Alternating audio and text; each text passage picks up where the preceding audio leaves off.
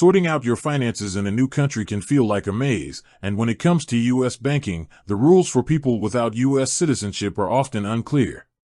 Specifically, many of you are asking about opening an account with a major player like TD Bank.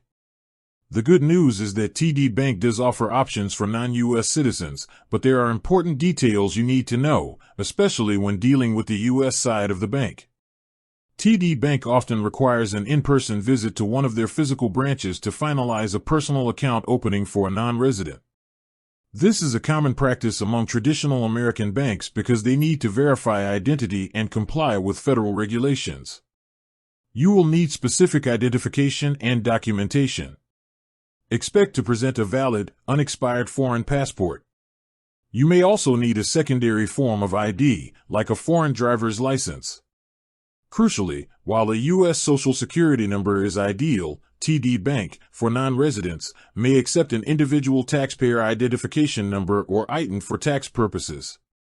Another key hurdle is proof of address. While some banks require a U.S. address, others may accept a verified foreign address along with your other documents. It all depends on the specific account and the branch. If you are a Canadian resident looking to bank on the U.S. side of TD for cross-border needs, the process is streamlined. TD has specific cross-border banking solutions that make it easier for their Canadian clients to establish a U.S. dollar account. The best move is always to connect directly with a TD Bank specialist or visit a branch near you to get the definitive requirements for your unique situation. Rules can change, and what one branch requires might be slightly different at another.